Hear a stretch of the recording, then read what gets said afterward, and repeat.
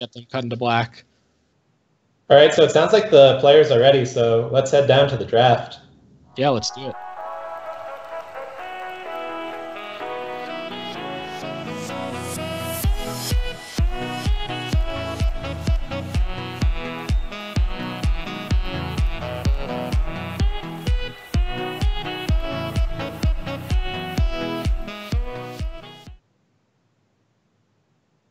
All right, so here we have Sam Black's Pack 1, Pick 1.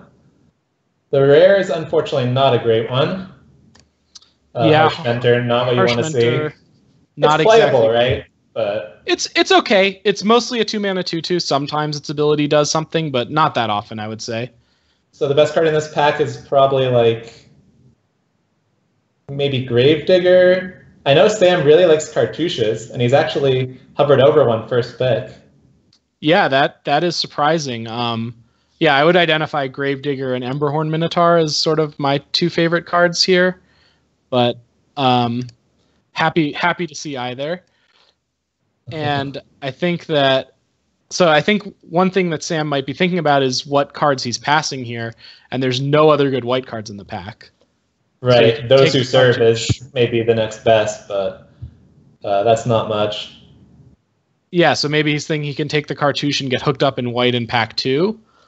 Right, but yeah, it's a little tricky. And then, so there's Aven Initiate is probably up there on best cards, and then like the green cards are okay, Chef Monitor and Bitterblade. But it looks like Sam went with the cartouche. Yeah, that's a strong statement on how Sam feels about the cartouche. Right. So Sam's probably guessing the player he's passing to is going to take most likely a black card, but an Aven Initiate would be a reasonable pick. Emberhorn Minotaur would be reasonable. It might even depend on their first pick or what they passed, because remember, they want to cut based on what they passed too. So it's not really clear yet what he's sending them into. Yeah, definitely. And it looks like he's highlighted another Cartouche of Solidarity here, so he's really all in on the white cartouche strategy. I may have spoke too soon about Sam not being interested in Slither Baits and cartouches in Team Draft. Yeah, I guess so.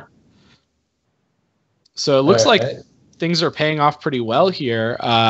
He has the option of another cartouche, this time in another color, or what I think he might looks like he's considering is the other option is Tawcrop Elite, which goes really well with Cartouche of Solidarity because it's a token maker. Right. You should really think about Cartouche to some degree as like a 1-drop creature. You can't play it on turn 1, but it is a 1-drop card that makes a creature, so it fits pretty well into a tokenish strategy. Yeah, definitely. Red is, besides blue, kind of red, white, and blue are the 3 colors that have good 1-drops in the set. So if you do want to go the 1-drop deck, red is an option, and that's what Sam's going for. So yeah, it looks like he selected another cartouche. So he is also ready for a trial. A trial is already just a huge game in his deck. Basically, any of them would just be great. I think it's pretty unlikely he sees either of the on-color trials this pack, just because they're both pretty much first picks. They're probably the 2 best uncommons in the set, or really high up there. Yeah. But there's always chances in future packs, or maybe Sam goes into another color for a trial. And what do you think Sam is thinking about what Alex, who's on his left, is taking so far? These packs have been a little bit weak. It's hard to tell. That first pack, Gravedigger's probably the best card, but Emberhorn and Aven Initiate are not far behind. And then the other cards have, been kind of mediocre and a little all over the place. So it's tough to predict. Yeah.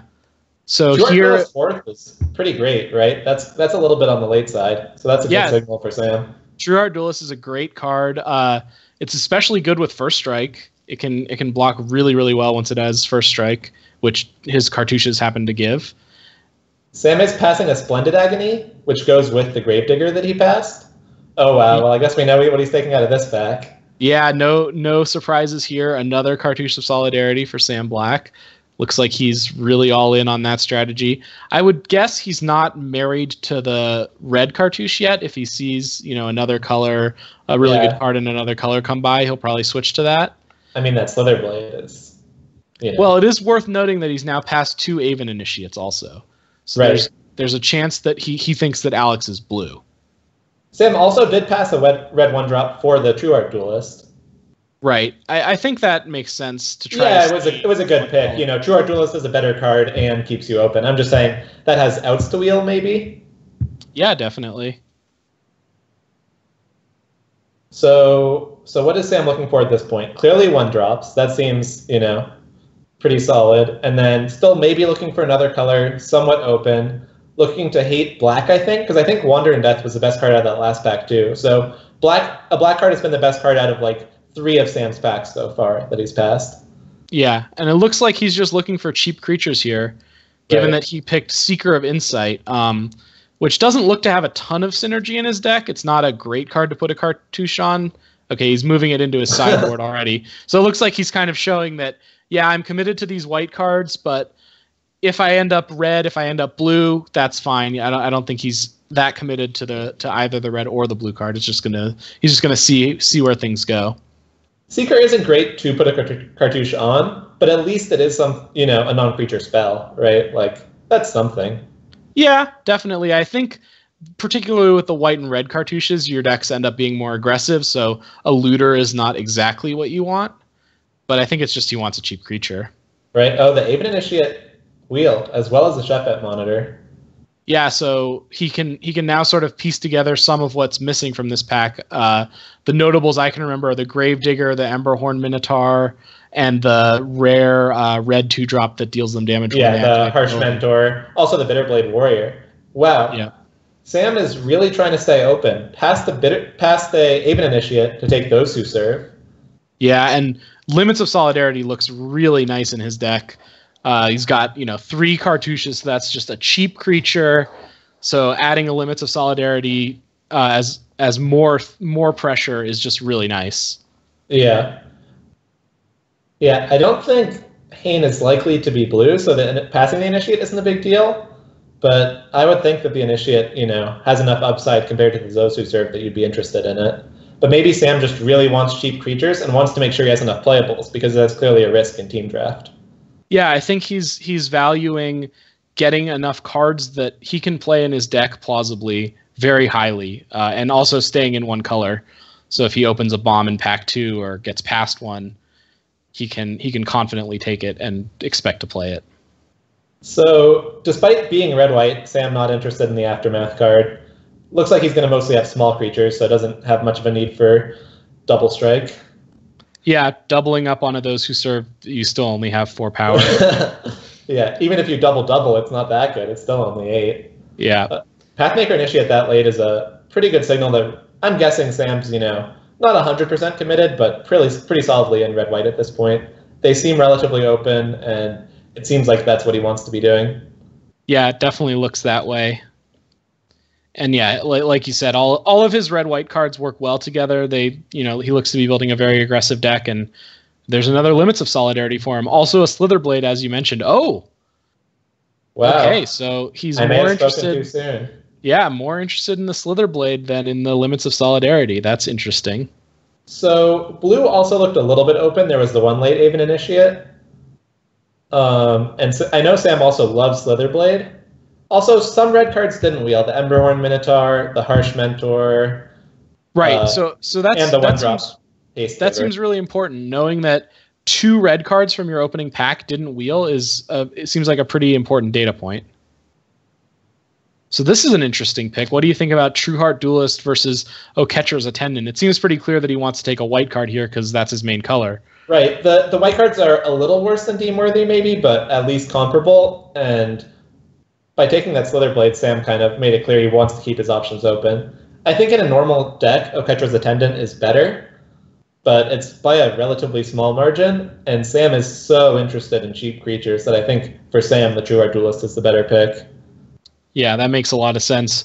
And what do you think he's thinking about passing here? It looks like he's passing 2 quite good red cards in Deemworthy and Nefcrop Entangler. Do you think that's a big concern for him because he knows that 2 other people with one of their first 6 picks selected red cards? Right. It has to be at least a little bit of a concern.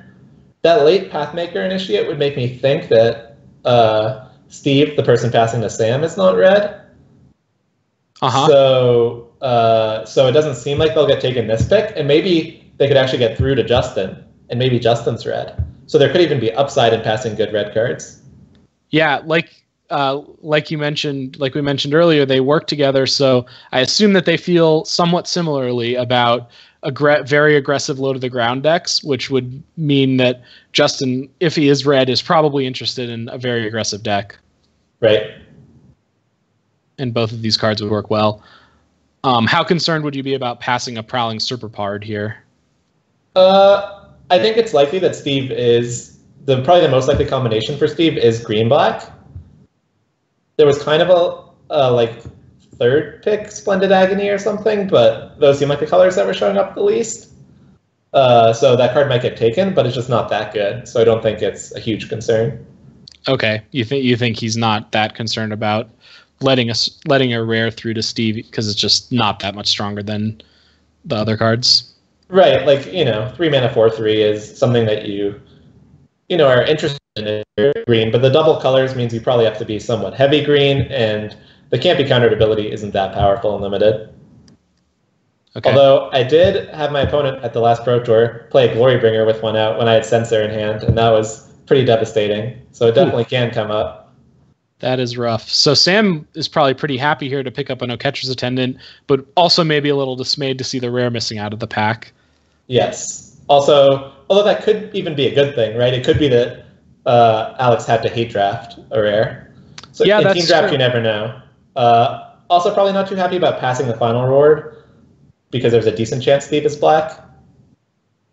Yeah, Sam looks to be positioning his deck to be pretty good against Final Reward. He just is going to have a lot of cheap guys, but obviously he doesn't know what his teammates are up to, and Final Reward could be good against them. So he's probably not thrilled to pass that, but it's not so late that it's a big concern, I bet. Right. This is another weird difference between team draft and normal draft. In normal draft, you only have, to the extent that you should hate draft cards, which is not much, you only have to hate draft cards that are good against your deck.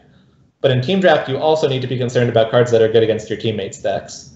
So, an expensive bomb rare wouldn't be great against Sam's hyper aggro deck, but it could be great against his teammates' decks. Yeah, definitely. So this pack's pretty weak for Sam. If he's looking at blue, the Aven Wind Guide is probably the best card. Yeah, Aven Wind Guide seems great in his deck. He has 3 cartouches, so just giving those flying, giving the tokens that those make flying and vigilance is a pretty big game. And the card is very powerful by itself. And he has 3 embalmed creatures as well. So almost every creature in his deck, except the really bad ones, those who serve, can become a token one way or another. Yeah, and these gold cards are sort of seen as signal cards in normal draft, as far as if you get one of them, you probably know that those colors are open and they're very good to play in those colors. How do you think that bears out in team draft? Do you think that's similar? In team draft, it's a little more dangerous because, the people passing to you might be passing it on purpose. They might try to hook you in with a gold card. So it's a bit, being open is basically more important in team draft, and gold cards aren't great for being open. Mm-hmm. But it definitely still has some merit. So quite a few options for Sam here. I know he loves Anointer Priest in Constructed. How does he feel about it in Limited? Yeah, again, Anointer Priest is great in an all-token deck. But Sam's pretty aggressive, and Anointer Priest doesn't seem like a perfect fit for an aggressive deck.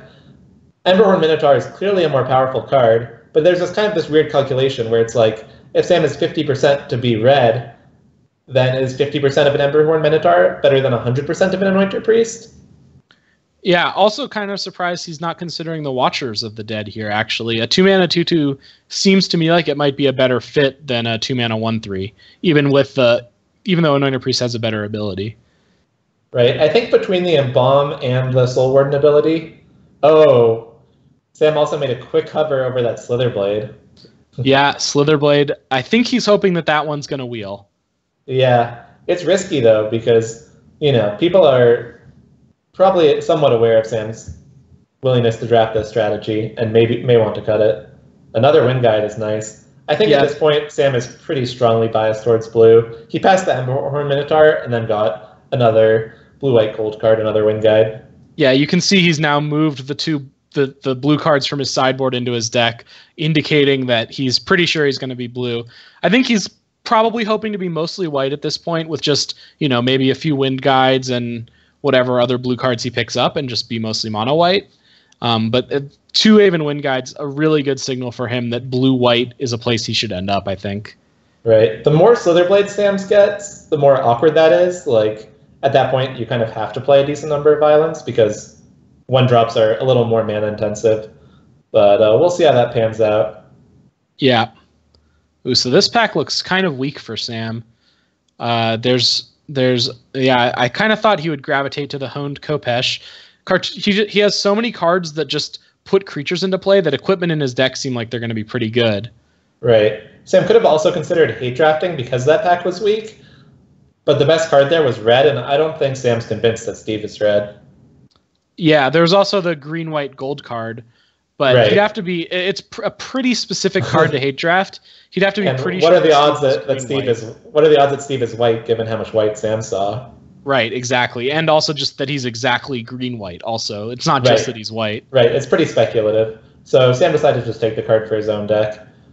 Not interested in 2 Kopeshes, though. So at this point, it's an Essence Scatter, which probably makes the main deck, but is not a perfect fit for the plan.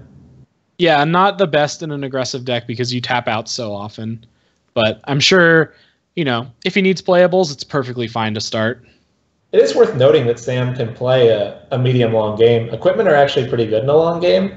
And Seeker of Insight with Embalmed creatures can be pretty good at grinding. It's not clear to me that Sam has to win by turn 3 or lose. Like this isn't like a normal cartouche deck exactly. Yeah, he also has a ton of Embalmed guys. He has looks like a total of 6 right now. So he's prepared to play a long game. Although the second Slitherblade, that Slitherblade wield, and he snapped that one up pretty quickly. Yeah, well, my theory about Sam not drafting Slitherblades was dead wrong.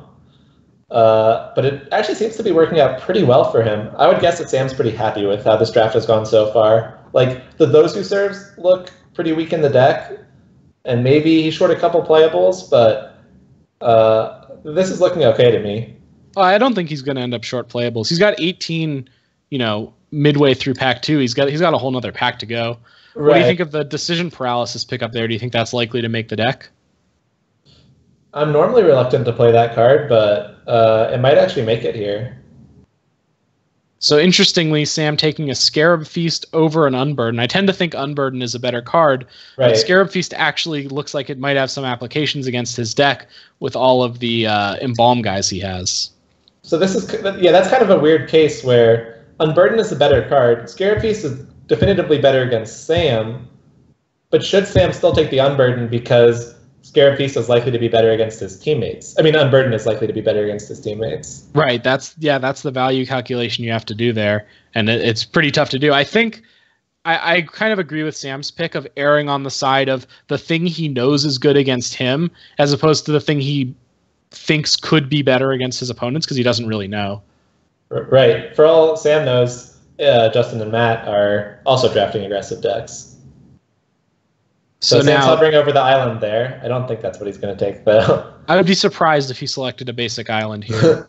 But Liliana is an interesting case because clearly his deck would be happy with Anointer Priest, Sacred Cat, or Aven Initiate. They all seem like they would fit pretty well. I believe Sacred Cat is the card that Sam would take for his own deck, just from knowing the type of decks that Sam likes to draft. Sacred Cat, another card that Sam likes to play in Constructed, although I believe it's now been cut from the Anointed Procession deck. Yeah, I think he's on to the Blister Pod version. So now, it looks like he's going with the Liliana because he doesn't want to pass it to Alex. He's scared that Alex would end up taking it and playing it, and that it would be very good because Liliana's a very good card. And It is worth noting here that he's not passing up on too much. A Sacred Cat would be good in his deck, but I think he can reasonably expect to wheel one of the Sacred Cat, Anointer Priest, or Aven Initiate. Right. And it's also, I think black is the color that Alex is most likely to be. Sam passed Gravedigger, Splendid Agony, and stuff like that in pack 1. And Sam didn't see too much in black in pack 2. Yeah. So what do you think the line here would be? Like, what power level of card would Sam have to see to take over Liliana here?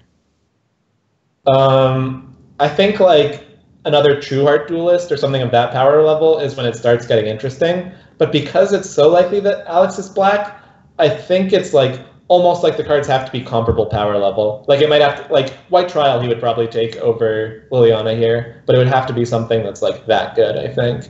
Uh-huh.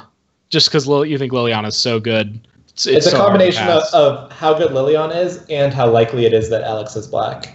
If it was less clear what colors Alex was, then it would be like more reasonable to pass to Liliana. Sure, that makes a lot of sense. It is worth noting, though, that in a normal draft, I still might, even in this pack, I might be inclined to take Sacred Cat. I really value hate drafting very low in a normal draft. Yeah, I think if I opened this pack at the Pro Tour, I would be taking Sacred Cat as well. But in a team draft, I totally agree with the Liliana pick. I think that's what you have to do. Wow, so this has a lot of great cards in every color. Well, it has one great card in Sam's color, but it's a 6-drop, which, depending on how many lands he's planning on playing, he might not be interested in. Yeah, I would actually think that the Top Crop Elite probably holds a lot of interest to him as well. He has currently 2 cards in his deck that either are not, or sorry, 3. He has Essence Scatter, Hone Kopesh, and Decision Paralysis that are not either creatures or make creatures. So he's pretty interested in pumping his whole team. He's just got a ton of guys. And Sam's probably planning on playing some pretty small number of lands if he gets enough playables. So the combination of those two make Top Crop Elite better than the normally much better Angler Drake. Yeah, it's tough to get to 16 lands in a team draft because you usually don't end up with enough playables, but I think Sam is on track for that. Right. 19, a few picks into pack 3. Seems like he'll be able to get there. Also worth noting, Sam passed a Magma Spray and a green cartouche. Right. He's definitely going to be telling his teammates, "Oh, I passed a Magma Spray to Alex. Did you see it?" He's gonna be asking Severa because that's who is to Alex's left. Right. And Magma Spray is great against a double True Art Duelist deck. Perfect answer. Also really good against Cartouche. It just makes it hard to get the Cartouche into play sometimes. Yeah, definitely some 2-for-1 potential there. So because Sam's so tokeny and has a decent number of zombies or, embalmed creatures, he could look at it in Oketra's name. As we said, Seeker's not perfect for an aggressive deck, but still going with the Seeker. The Oketra's name might wheel. Yeah, interesting to see him go with the Seeker there. Looks like he's still just really interested in cheap creatures. Yeah. Sam might also think that the way his deck's set up, he actually has good outs to, play a little bit more of a grindy game. And so not committed to the all-in hyper aggro strategy.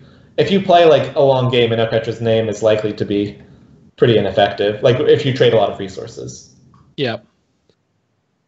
So he went with another Seeker over a Top Crop Elite there. That is an interesting pick to me. I would have thought that Top Crop Elite was really well situated for his deck. I think what Sam's trying to do is just make sure that he doesn't draw extra lands. He wants to have his deck, get to 4 lands and then just play, go really wide, play all creatures from there on out. And he might not even care that much about pumping those creatures. He's just going to attack with them. Uh-huh. So here, nothing really playable for Sam, so this is an opportunity to hate draft. I'm guessing Sam's considering which card to hate draft. I think Wayward Servant is the best card, but Sam knows that Alex is quite unlikely to be white. Right. He might even think, and probably justifiably so, that there are 0 white-black drafters at the table. That's just a pretty specific color combination, and there's a good chance that nobody ended up there. Right. Especially to see a zombie so late. Yeah. So because of that, Sam just takes the Serpent card. Yep, seems totally reasonable. So Sam's ending up with more rares in his sideboard than in his main deck because he's just been hate drafting them. Yeah, he's been hate drafting a lot of rares and drafting a deck that isn't really based on rares. Yep. If there was an expensive rare in his colors, he might not even be interested in it. He's just playing good, honest, cheap creatures. Yeah, nothing wrong with that. Yeah, I know you like that strategy, Sam. Love it. I love what he's doing here. So I bet he's hoping on wheeling one of those Slither Blades. Right. The Anointer Priest is the one that wheeled from this pack, which is a little unfortunate for him.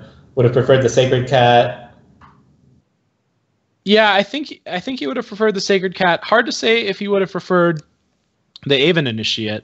That was the other card that we identified as one that he might want. It's weird to say with 5 cards that cost more than 4 that his curve's a little heavy, but I think Sam might think about it that way. Yeah, that wouldn't surprise me at all. So he ended up with a Slitherblade. I didn't see a Slitherblade in that pack. I think we missed that pick, but okay. Slitherblade was the next pick. Because he he did take the Anointer Priest as well. Okay, so so he ended up with an extra Slitherblade. Sam drafted that Slitherblade so fast we didn't even get an opportunity to see it. He was just so excited to see it. So yeah, this looks. You were dead wrong about the Slitherblade thing. It looks just like that's exactly where he ended up. 3 Slitherblades, 3 white cartouches, a really low to the ground aggro deck. Do you think this Winged Shepherd will even make the cut in his deck? No, straight to the sideboard. It's a weird case because it's probably a better card in the abstract than like half the cards in Sam's main deck, but it is not what he's interested in doing. Right. So Sam, he drafting the Stinging Shot, which is actually pretty good against his deck, and also might be good against one of his teammates' decks. Yeah. I wonder what he thinks his teammates are in. I think that's usually a little harder to tell just because they're both 1 seat removed from him. So you're seeing all of their picks filtered through one other person. Here's another example where Sam Hay drafted a card that was weaker but good against his deck, the Trespasser's Curse. Yeah, very interesting to see there. I think he basically knew that he was not going to be playing with he wasn't going to, that the person wasn't going to be that interested in playing with the 3/2 flash. So getting the card that's actually a good sideboard card against him out of that person's sideboard is more valuable. Right. The Panther or the Jaguar is playable, but it's kind of replacement level. So even if Alex is green, it's just not a big deal to pass that. And the Trespasser's Curse could legitimately win someone a game against him. Yeah, and also you had identified, I believe correctly, we'll see soon, that Alex Hayne was in black.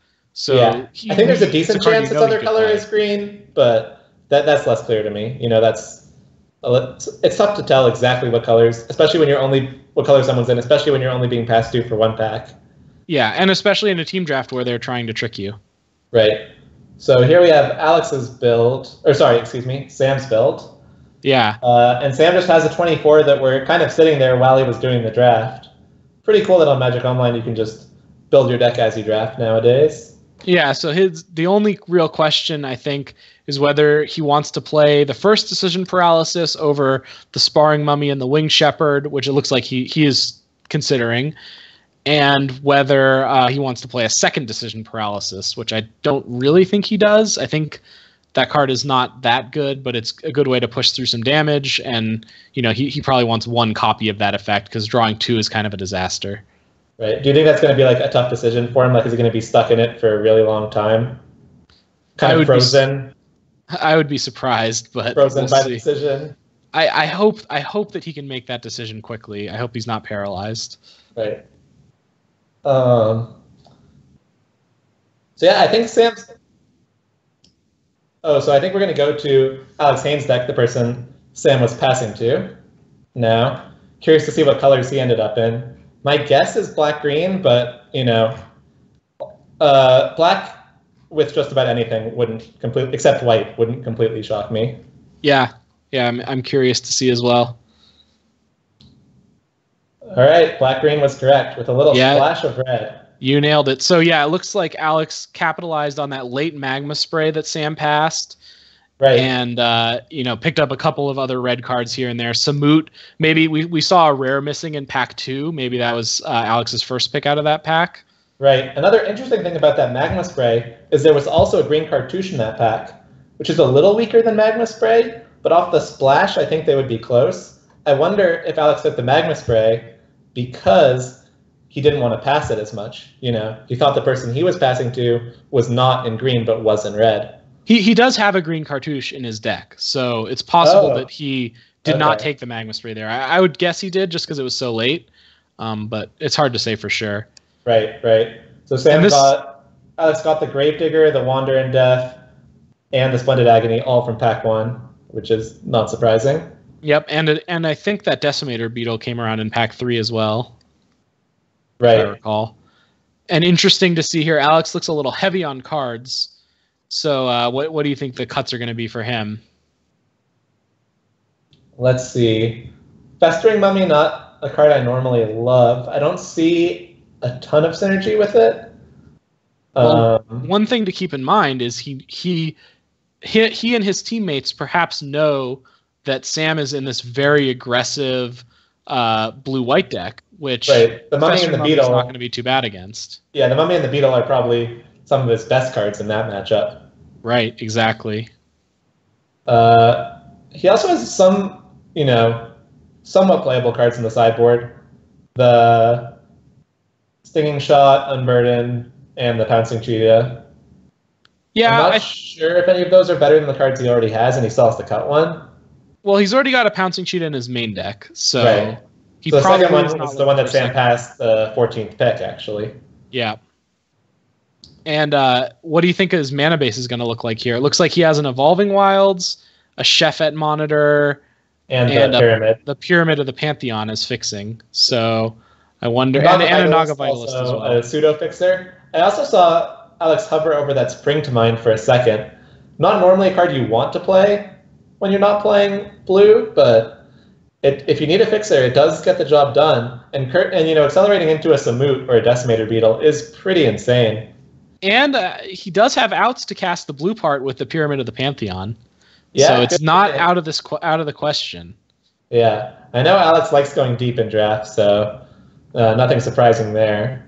Yeah. Also interesting that he didn't. I bet Alex is a little sad that he didn't end up with a Painted Bluffs to go with his Naga Vitalist, because the way that works is if you have the Painted Bluffs, the Naga Vitalist sees that it could tap for any color, and then Naga Vitalist can tap for any color. So he actually. Yeah. The Naga Vitalist will not do a great job of fixing him for red because he'll have to already have a red source for that to work. Right. Bluff plus Vitalist would also be another way to cast Spring to Mind. So there's just all sorts of... And it would give outs to use a Samut ability, which Alex currently only has from the Pyramid. Right. Unless he plays a Plains, but I think that is pretty unlikely. Yeah, I'd be pretty surprised to see Plains make its way into his deck. Given that Alex's mana isn't perfect to start with, that seems pretty unlikely. The Pitiless Vizier doesn't look great to me. What does he have to go with that? The Merciless Javelineer? He's got Merciless Javelineer. He's got two Wander and Deaths. Sheffet. And I would be inclined to play a 3-drop over that to make the curve a little better. What do you think? Yeah, that sounds reasonable to me. He also... I guess it probably doesn't improve his mana that much. He's pretty evenly split on black and green. I guess he just needs to cut cards. It's not really cutting the Pitiless Vizier for a cheetah. It's more just cutting the Vizier because he has to cut something. Yep. But yeah, I would guess that you want to lower the curve here a bit. Yeah. I think those Festering Mummies also pick up a little bit of additional value with the Pyramid of the Pantheon.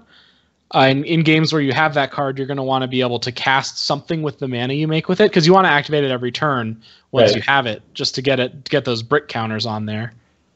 Yeah. Yeah, Magma Spray is pretty good for that, but you don't always have a Magma Spray, even with 2 in deck. Right, or maybe you don't have a target. Yeah. Against Sam's deck, you can get a brick counter and play a Mummy, which will brick Sam's team. Yeah, double brick. That's brick synergy. It's a little awkward for Alex that he doesn't have any of the Camel, the 4/3. That would be great with the Pyramid and with the Mummies and Splendid Agony as well. And the Vizier as well. Works well with that. Right. Yeah, I bet he would really like that. It's also very interesting to me that Unburden hasn't come into his main deck. I think it looks like Alex is really trying to build an anti-aggro deck.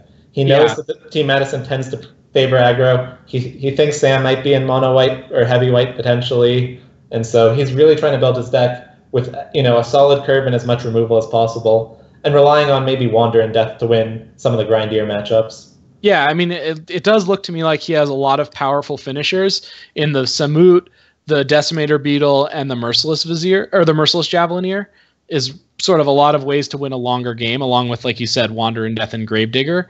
So he really is just it looks like he's paying a lot of respect to aggressive decks and just looking to make sure that he survives. Exactly. So now we're going to take a look at Steve's draft through the draft viewer.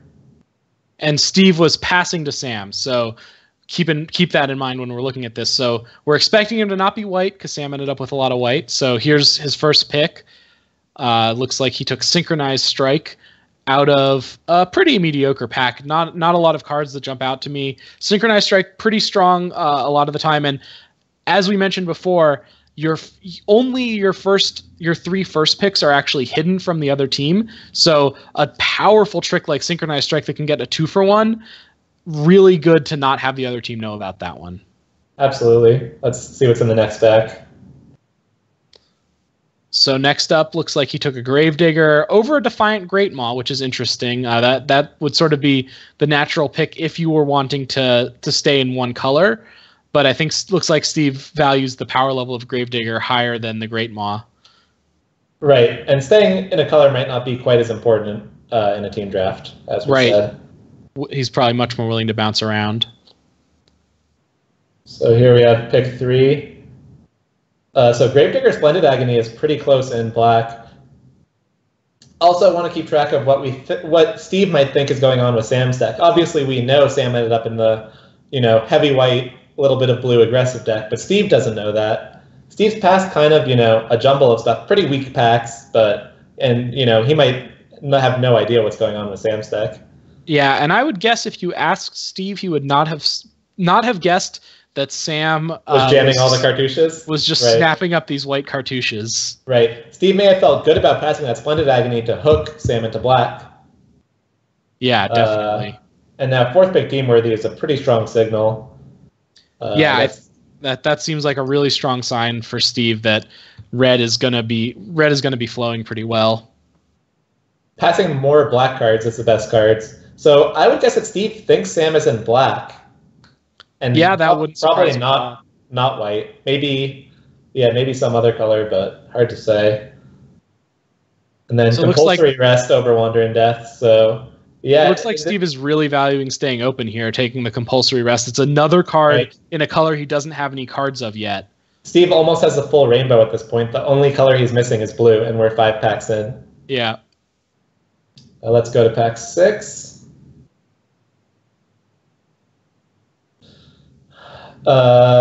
So now Steve didn't want to go for the full rainbow, so passed up on the Aven Initiate. Chris Minotaur is a little bit weak, but I think Steve hasn't seen much green, so doesn't want to take the Chefette Monitor, and he's passed a lot of black, so Chris Minotaur is also probably the best card to cut. Also keeping in mind, his first pick was a green card, and then he didn't really see a lot of green past that. So the Chefette Monitor, while you may think, oh, he has a green card to go with it, I think he's much more interested in the red card that he got late, the Deemworthy, and maybe the white card, and then he also has the 2 Gravediggers. So he's probably thinking, okay, well, this is great. I have 3 black cards, and then can end up in whatever other color ends up being open. Most likely black white or black red.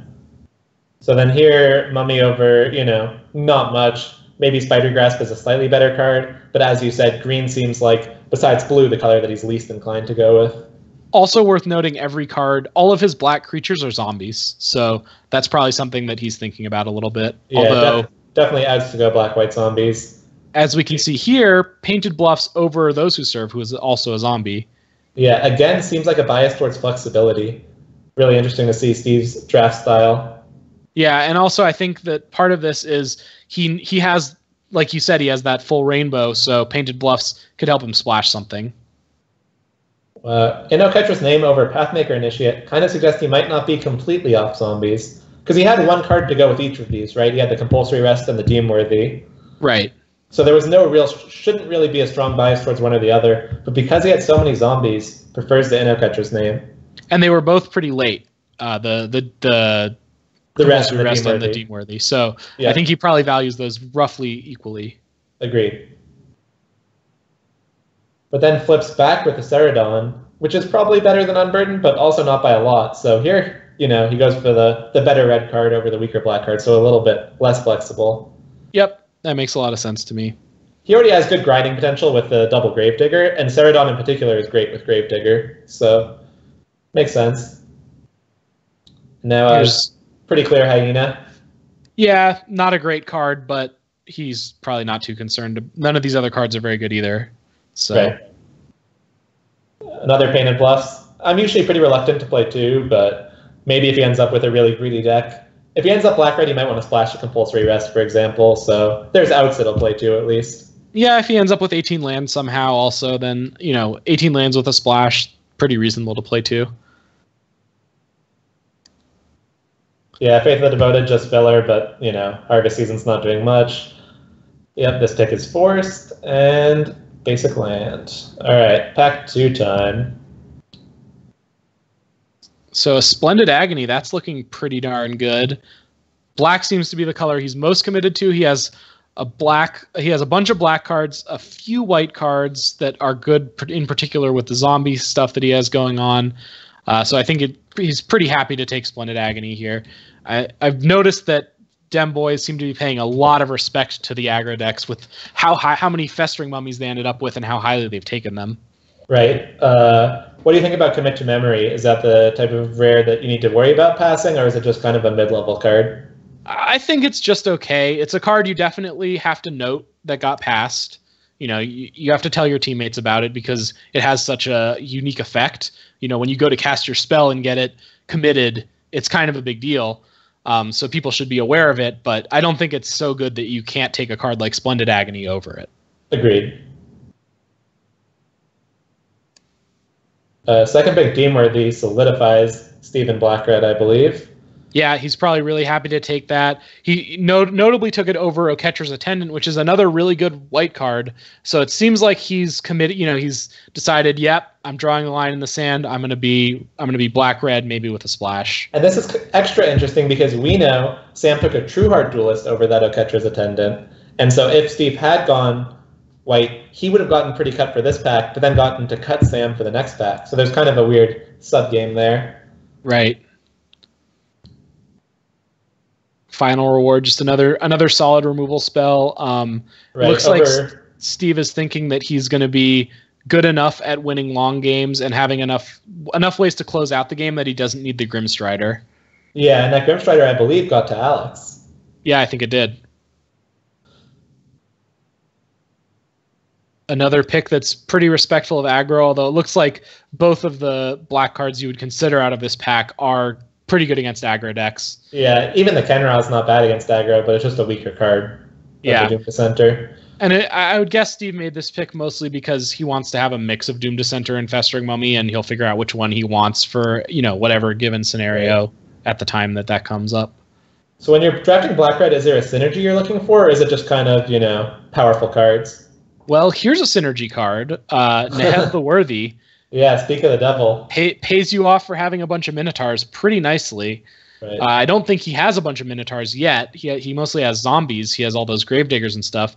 But the each player discards a card ability also plays pretty nicely with a bunch of Gravediggers because you don't care as much about throwing cards away. Right. And we're still early in pack 2. There's still plenty of time to pick up Minotaurs. Yeah. So here's a Manticore of the Gauntlet. Works well with the Doom Dissenter he has, as well as the Festering Zombie. And also is just a pretty solid 5-drop. I found this guy to be not bad. Yeah, nothing special, but certainly a solid role player. Let's look at the next pack. So there's a Minotaur for him. Right. And this is interesting. This is actually the pack where Sam had almost nothing in his pack and could have taken the Minotaur Sure Shot as a hate draft.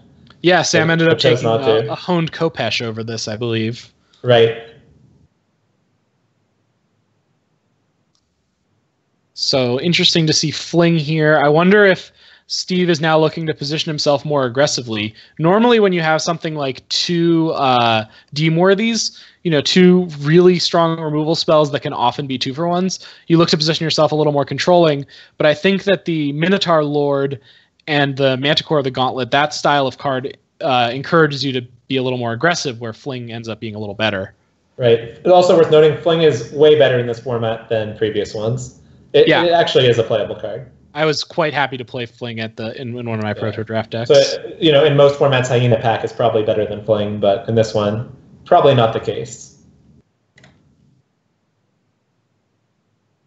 So Steve takes Painful Lesson here over, I guess, Violent Impact would probably be the card he'd be most likely to otherwise have as a sideboard option. But I don't think either of these cards are particularly huge. It looks like he just wants the ability to play a grindier game with the draw 2 if he needs it. Right. And Steve's taking all the draw 2s now because there's a Hieroglyphic Illumination. Dispossessed no longer as important as it used to be. Yep. Was never important in Limited, but yeah, that lost in card's importance in Constructed. Yep, a little bit less so. And then we've got Watcher of the Dead as his next pick, which I bet he's pretty happy with. Because he looks like he's looking to position himself a little more aggressively.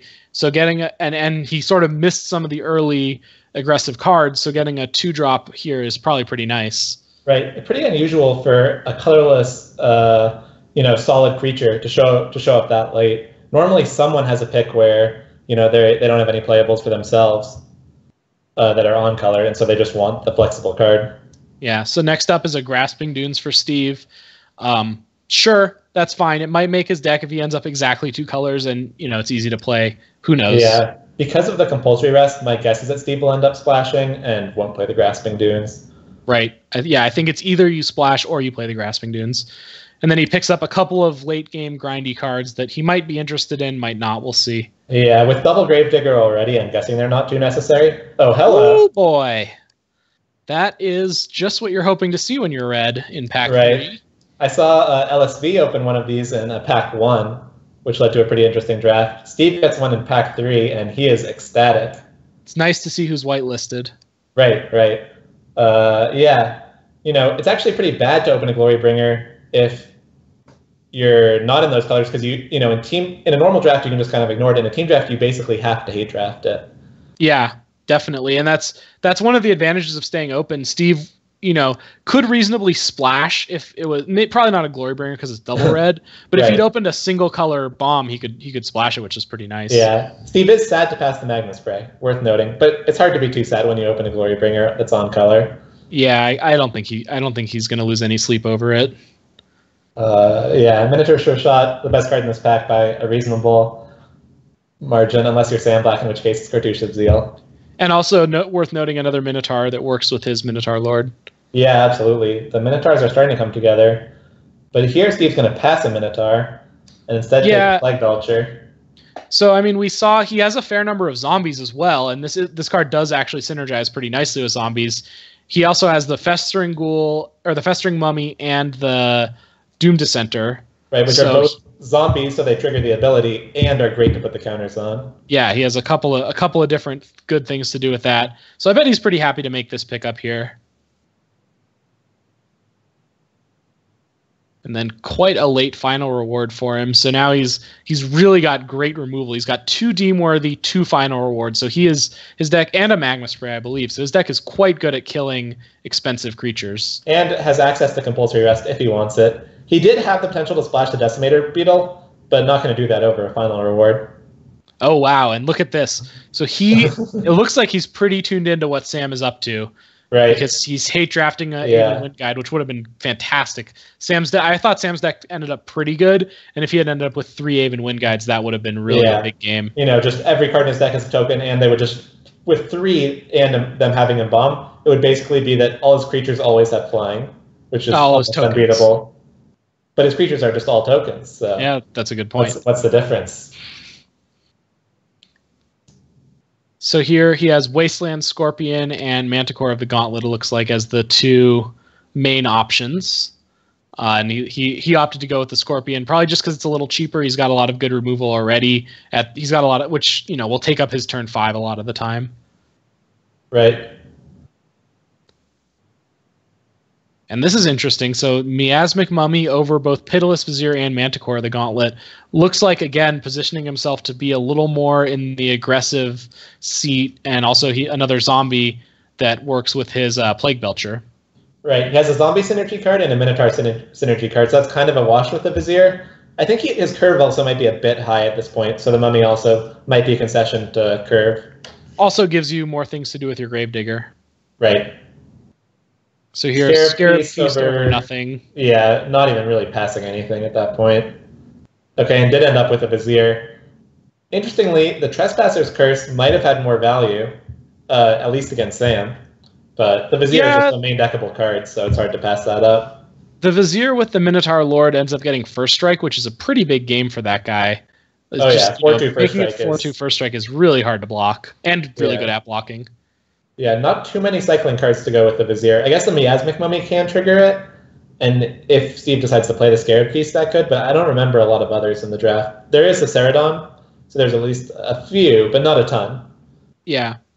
And here, Honed Khopesh over Pitiless Vizier is an interesting pick. I guess I think it's probably a concession to his curve, as you said. Maybe he's not thinking about playing the Khopesh, but there might be some matchups where it's good, or he's just not interested in a Pitiless Vizier. Yeah, and hate drafting an artifact is a little safer than hate drafting a colored card. Definitely. So here's a Wayward Servant that I would suspect doesn't make his deck, although I think it would be pretty good if he was a little better at casting it. Steve's probably going to be splashing white anyway, and he does have a decent number of zombies, but Wayward Servant isn't really the type of card you want to splash. It's the type of card you really want to play on turn 2, so your zombies come in after it. Yeah, definitely. It's not nearly as powerful on turn 5 as it is on turn 2. And so then we have a couple of green cards that he picks. I don't think he's really considering them. Interesting that the Trespasser's Curse would maybe actually have been a good sideboard card for him, but maybe Steve isn't considering that as an option. I do think it's worth noting that it's smart to take the Benefaction of Ronus over the Cheetah, because it's a little more high upside, right? Like, maybe for the average green deck, the Cheetah is better, but the Benefaction has a chance to be, you know, like an 8 or a 9 in the deck that it's really perfect for. And so I think when you're hate drafting, you want to hate draft the high upside cards. Yeah, if your opponent plays a Cheetah, it's whatever, but if they have a deck that just happens to be perfect for the Benefaction, you really don't want them to have access to that. Yeah. Cheetah also loses even more value when you know about it. Definitely. And so then a Shed Weakness and a Luxor River Shrine, both not going to make the cut. Yeah, pretty clear picks there. And then the basic land to finish out the draft. So that was Steve's draft. It looks like actually all these decks that we saw, Alex's, Steve's, and Sam's, were all pretty solid. Not as much of a disruptive draft as you might be used to in a team draft. Yeah, they stayed out of each other's waves pretty well. Steve ended up taking that compulsory rest that Sam would have definitely liked to have in his deck. And the win guide. Yeah, and the win guide, definitely. But otherwise, yeah, they ended up cooperating a little more than you often see. Although it looked like Sam was so hyper-focused on getting his really low-to-the-ground aggressive deck that if he had done a lot of hate drafting, his deck would have ended up not nearly as good. Like, I think losing those cards out of a hyper-focused linear deck like an aggro deck hurts you way more than out of something like Steve's deck with a bunch of Deem-worthies that is good at playing a longer game. Yeah, so the one pick that Sam did make was the Liliana, which was pretty forced, I think. But other than that, yeah, not much hate drafting from him. So some pretty good decks, and I think now we're going to go to the ad break. Thanks for watching. Thanks, guys. Looking for a challenge? Magic Online offers monthly limited and constructed events, which lead to the yearly Magic Online Championship. Download Magic Online at mtgo.com and start earning the points you need to enter.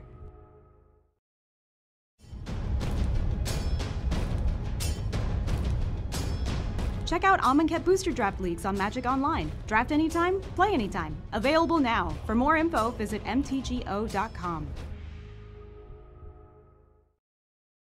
Represent your country at the World Magic Cup at national events. This September, you can compete against your country's best players for the title of national champion. You need Planeswalker points to participate, so keep playing in local events to qualify. Learn about qualifying for nationals at magic.wizards.com/national.